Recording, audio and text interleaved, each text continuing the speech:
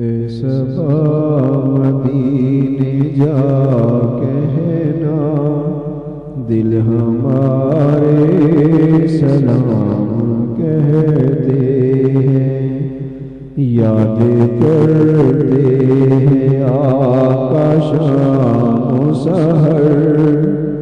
دل ہمارے سلام کہتے ہیں۔ کی جب سیرت اور اسپیشلی میلاد شریف کے حوالے سے آپ کی ولادت کا تذکرہ کیا جائے تو 3 حصے اس کے کیے جائیں۔ پہلا تخلیق نور محمدی صلی اللہ علیہ وآلہ وسلم، اور دوسرا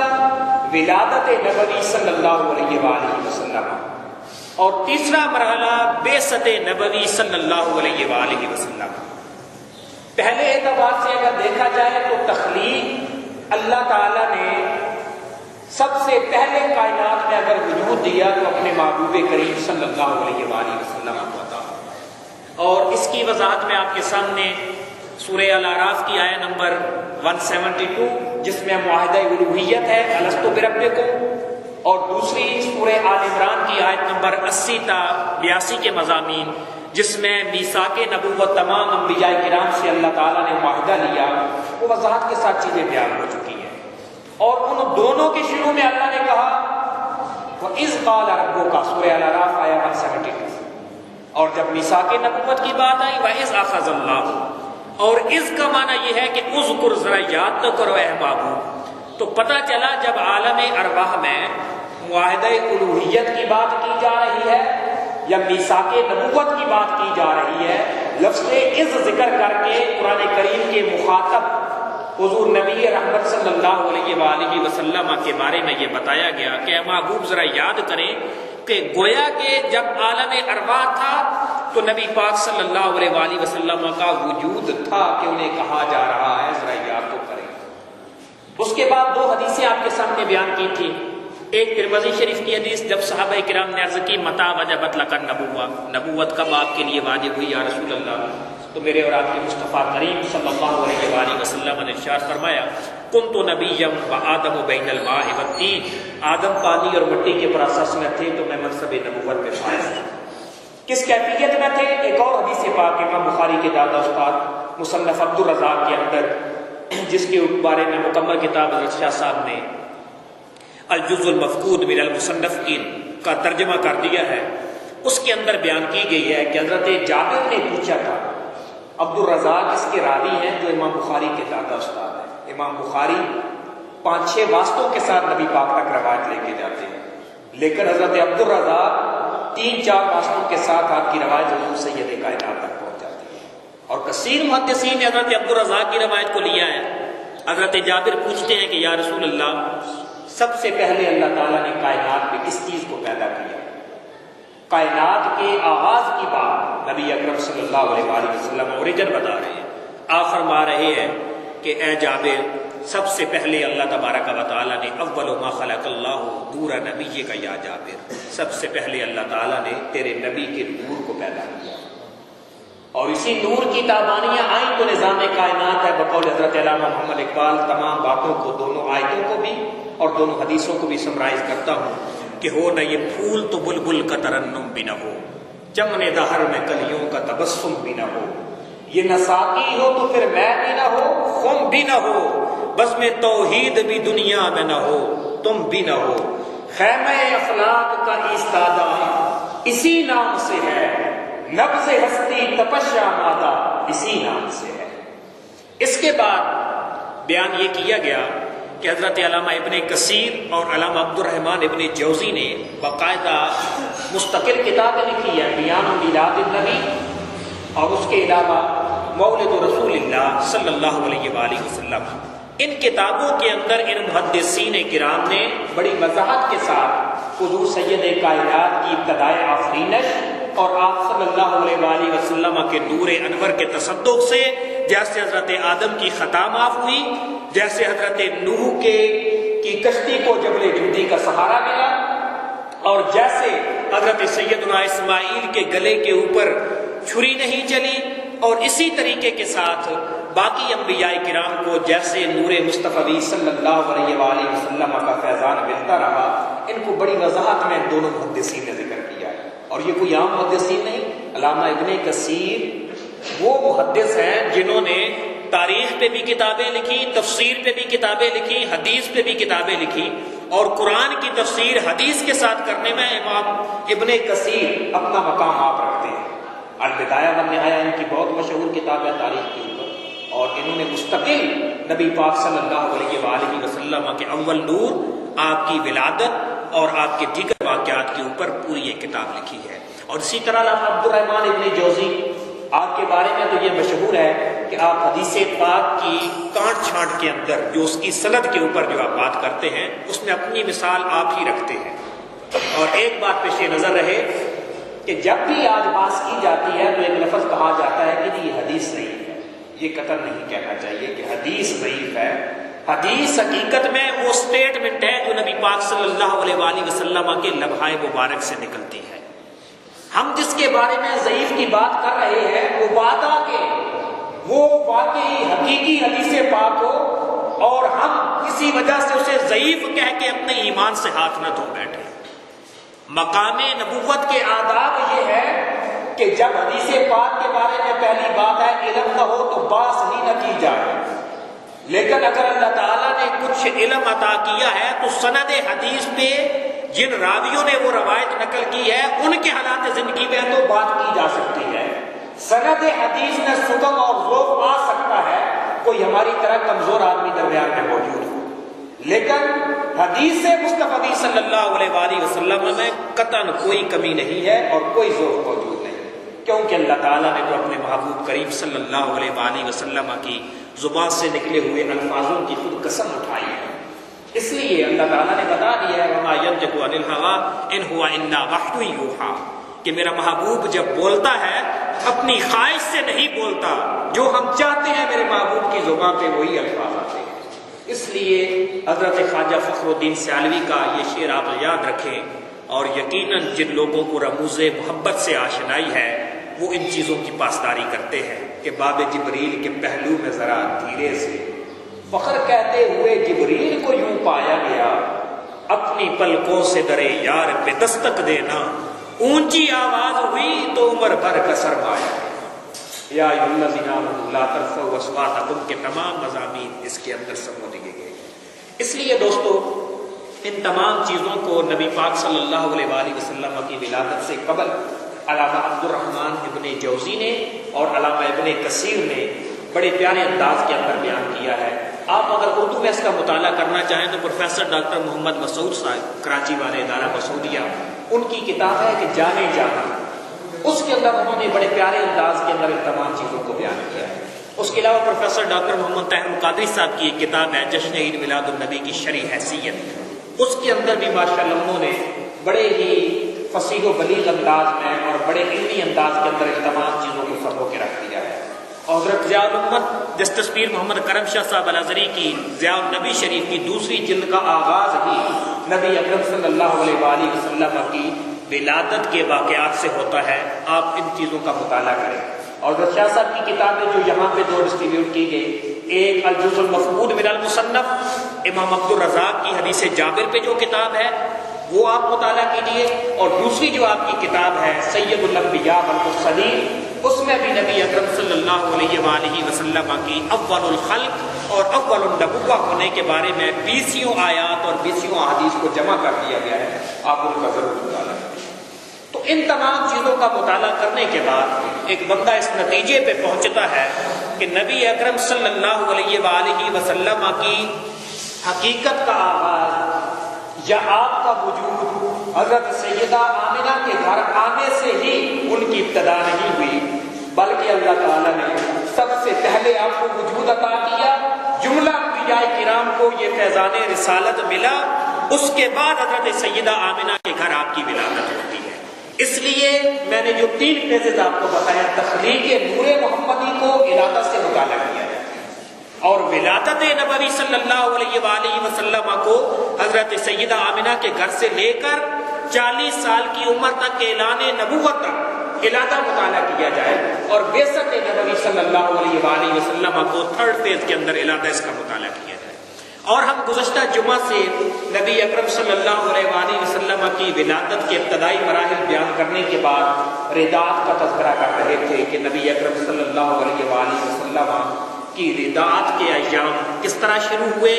اور حضرت سیدہ حلیمہ سعدیہ کا مقدر کس طرح اوج ثریا کو اس نے چھو لیا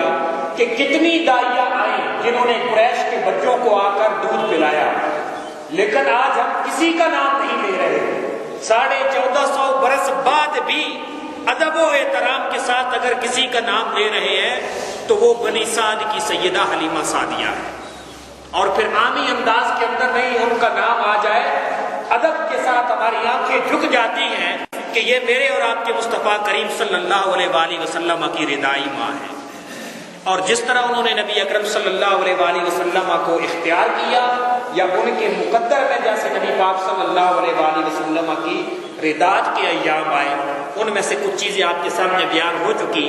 اور ایک چیز ہم بیان کر رہے تھے وہ تھی آپ صلی اللہ علیہ وآلہ وسلم کی برکات، کہ جب قبیلہ بنی سعد کے اندر کسی کا کوئی جانور بیمار ہو جاتا، کسی کو نظر بد لگ جاتی یا کوئی اور فرد کسی بیماری میں مبتلا ہو جاتا، وہ سیدہ حلیمہ سعدیہ کے گھر آتے تھے۔ سیدہ حلیمہ سعدیہ کے گھر آ کے نبی اکرم صلی اللہ علیہ وآلہ وسلم کا دست مبارک اپنے جسم پہ پھیرا کرتے تھے یا بکری وغیرہ جانور کے اوپر رکھا کرتے تھے، اللہ تبارک و تعالیٰ شفا عطا۔ اور اسی طرح آپ کے سامنے ایک اور روایت بھی بیان کی گئی ہے، آج ذرا وضاحت کے ساتھ ان تمام چیزوں کو میں نے کہا تھا بیان کروں گا حضور سید کائنات کے تبرکات کے حوالے سے، کیونکہ روایت بیان کی تھی کہ حضرت عثمان بن عبداللہ بیان کرتے ہیں، اور یاد رہے کہ یہ حدیث پاک مشکات شریف کے صفحہ نمبر 391 کے اوپر ہے، 391 پہ، اور بخاری شریف کے اندر بھی یہ روایت موجود ہے کہ حضرت عثمان بن عبداللہ بیان کرتے ہیں کہ میری بیوی نے ایک پیالے میں پانی ڈال کر مجھے دیا اور کہا کہ سیدہ ام سلمہ کے پاس آپ جائیں۔ اس کی وجہ یہ تھی کہ جب بھی کوئی بندہ بیمار ہو جاتا وہ پیالے میں پانی لے کر حضرت سیدہ ام سلمہ ام المومنین کے پاس جایا کرتے تھے، اور حضرت ام سلمہ کیا کیا کرتی تھی، ان کے پاس نبی پاک صلی اللہ علیہ وآلہ وسلم کا بوئے مبارک تھا، آپ کا بال مبارک تھا، اور یہ بخاری شریف کے لفظ ہیں، ذرا غور کریں۔ فَأَخْرَجَتْ مِنْ شَعْرِ رَسُولِ اللَّهِ صلی اللہ علیہ وسلم، وہ نبی پاک صلی اللہ علیہ وآلہ وسلم کا منہ مبارک نکالا کرتی تھی، وَقَانَتْ تُمْسِكُهُ فِي جُلْجُلٍ مِّن فِضَّةٍ، اور وہ اس کو ایک چاندی کی نلی کے اندر رکھتی تھی، اور اس کے بعد کیا کرتی تھی، فَخَدْخَدَتْهُ لَهُ فَشَرِبَ مِنْهُ بَرِيرٍ، اور اس چاندی کی نلی کو پانی کے اندر گھما دیا کرتی تھی، اور اس میں سے مریض پانی پی لیتا تھا، اللہ تعالیٰ اسے شفا عطا فرماتا۔ یہ میرے اور آپ کے مصطفیٰ کریم صلی اللہ علیہ وآلہ وسلم کے تبرکات ہیں کہ بنی سعد کے اندر وہاں پہ معصومانہ بچپن ہے، وہاں بھی آپ شفا تقسیم کرتے ہوئے دکھائی دے رہے ہیں، اور بعد میں جب آپ دنیا سے چلے گئے تو سیدہ ام سلمہ نے منہ مبارک کو رکھا اور اس کے تصدق سے اللہ تبارک و تعالیٰ نے برکات عطا فرمائی۔ اور آج انشاءاللہ آپ کے سامنے حضور کے بے شمار تبرکات ہیں، لیکن منہ مبارک کے حوالے سے میں ذرا وضاحت کے ساتھ اس چیز کو آگے لے کر جاؤں گا، اور انشاءاللہ پھر نبی پاک صلی اللہ علیہ وآلہ وسلم کے دیگر تبرکات قرآن و سنت کی روشنی میں آپ کے سامنے ان تمام چیزوں کو بیان کیا جائے گا۔ سب سے پہلی بات تو یہ ہے کہ یہ منہ مبارک وہ منہ مبارک ہے کہ جن کی قسم اللہ تبارک و تعالیٰ نے قرآن کریم میں کھائی۔ اب اس سے بڑھ کے اور کوئی تعارف نہیں ہے کہ رب تعالیٰ کسی چیز کی قسم ویسے نہیں کھاتا، بلکہ اس کی رفعت اور اس کی شان کی بلندی کے لیے اللہ تعالیٰ قسم کھاتا ہے۔ اللہ تعالیٰ نے جب سورہ ضحیٰ نازل کی تو اس کے نزول کے بارے میں یہ بیان کیا گیا ہے کہ نبی اکرم صلی اللہ علیہ وآلہ وسلم پر کچھ عرصہ وحی کا سلسلہ رک گیا۔ آپ کی پڑوسن ام جمیل آئی۔ ام جمیل ابو لہب کی بیوی تھی۔ ام جمیل نے آ کر کہا کہ ما ارا شیطانک الا قد ترکک لم ارہ قربک منذ لیلتین او ثلاث، اس نے کہا کہ میں نے معاذ اللہ، اس کے جو لفظ تھے وہ یہ بیان کیے گئے ہیں کہ میں نے 3 دنوں سے، پچھلی 3 راتوں سے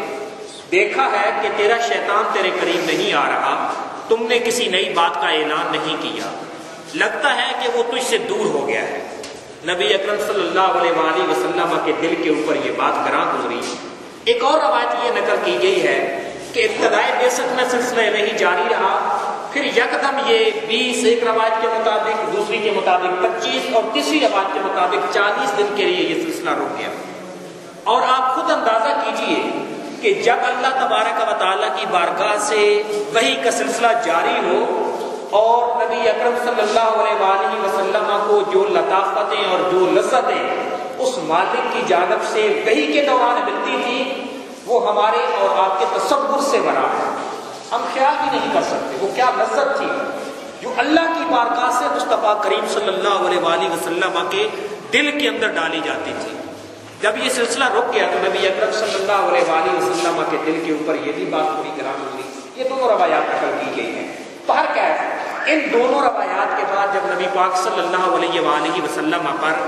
ایک تھوڑی غم کی کیفیت آئی تو اللہ تعالیٰ نے یہ سورہ مبارکہ نازل کی کہ اے محبوب والضحیٰ، اگر اس کا لفظی معنی کیا جائے تو اس کا معنی یہ ہے کہ دحا کا معنی صبح چاشت کا وقت بھی لیا جاتا ہے اور دحا کا معنی پورا دن بھی لیا جاتا ہے۔ قرآن کریم کے اندر اس کا معنی لیا گیا، سورہ الاعراف کی آیت نمبر 97 اور 98 میں کہا گیا افامن اہل القری ان یاتیہم باسنا بیاتا وہم نائمون، کہ کیا یہ قریہ والے، یہ بستی والے امن میں ہیں کہ وہ جب رات کے وقت سو جائیں تو ہمارا عذاب ان کو آ لے۔ اس کے بعد کہا گیا افامن اہل القری ان یاتیہم باسنا ضحی وہم یلعبون، کیا یہ بستی والے امن میں ہیں کہ صبح کے وقت جو اپنی زندگی کے معاملات میں مگن ہو تو اللہ تعالیٰ کا عذاب ان کو آ جائے۔ اب دیکھا جائے تو اس کے اعتبار سے دخان کا معنی دن بھی کیا گیا ہے، اور لسان العرب کے اندر علامہ منصور نے کہا وہ نہار کلو، پورے کے پورے دن کو جب بیان کرنا ہو تو دخا کا لفظ استعمال کیا جاتا ہے۔ اس کے بعد مختلف قسم کی روایات آپ کے سامنے میں یہ بیان کرتا ہوں کہ علامہ قرطبی نے امام جعفر صادق سے یہ روایت نقل کی ہے کہ دحا سے مراد وہ دن ہے جس دن حضرت موسیٰ اللہ سے ہم کلام ہوئے تھے، اور آپ یہ بیان کرتے ہیں کہ لیل سے مراد شب معراج ہے جس شب حضور نے تمام انبیاء کو امامت کری، کہ والضحیٰ دن کی قسم، واللیل اذا سجا اور رات کی قسم جب چھائے۔ اور تفسیر عزیزی کے اندر شاہ عبد العزیز محدث دہلوی نے مختلف مفسرین کرام کے مختلف اقوال کو یکجا کر دیا ہے۔ وہ یہ بیان کرتے ہیں کہ بعض مفسرین چنی گفتان کہ مراد از دحا روز ولادت پیغمبر صلی اللہ علیہ وآلہ وسلم است و مراد از لیل شب معراج است۔ آپ کہتے ہیں کہ دن سے مراد وہ دن ہے جس دن اللہ تعالیٰ نے اپنے محبوب کریم صلی اللہ علیہ وآلہ وسلم کی دنیا پہ ولادت کی، اور لیل سے مراد شب معراج ہے جس رات نبی اکرم صلی اللہ علیہ وآلہ وسلم اللہ تبارک و تعالیٰ سے ملنے کے لیے عرشوں پہ تشریف لے گئے۔ اس کے بعد ایک اور روایت انہوں نے نقل کی ہے، وہ یہ بیان کرتے ہیں کہ دحا سے مراد نور علم مصطفیٰ صلی اللہ علیہ وآلہ وسلم ہے، کہ غیب کے خزانے جو چھپے ہوئے تھے نبی پاک صلی اللہ علیہ وآلہ وسلم کے توسل سے اللہ تعالیٰ نے ان علم کے خزانوں سے پردے اٹھا دیے، تمام لوگوں کے سامنے وہ چھپے ہوئے پردے وہ کھول دیے۔ اللہ تعالیٰ سے ایک حدیث قدسی کی روایت کی گئی ہے کہ اللہ تعالیٰ نے فرمایا کہ اے معبود کنت کنزا مخفیا فاحببت ان اراک فخلقت محمدا، کہ میں چھپا ہوا خزانہ تھا، جب میں نے چاہا کہ میں ظاہر کر دیا جاؤں تو میں نے محمد مصطفیٰ صلی اللہ علیہ وسلم کو پیدا کیا۔ اس کے بعد کہا گیا کہ لیل سے مراد نبی اکرم صلی اللہ علیہ وآلہ وسلم کا وہ عظیم خلق عقد در گزر ہے کہ جس کالی کمری کے اندر آگ کے سیاکار کھڑا کیا کرتے ہیں، جیسے اس کمری کے اندر وہ لوگ نبی پاک کے پردے مغفرت میں آ جایا کرتے تھے، وہ اسی طرح ڈھانپ لیا کرتی تھی جیسے رات کا اندھیرا چوری کا اعلان ہو رہا۔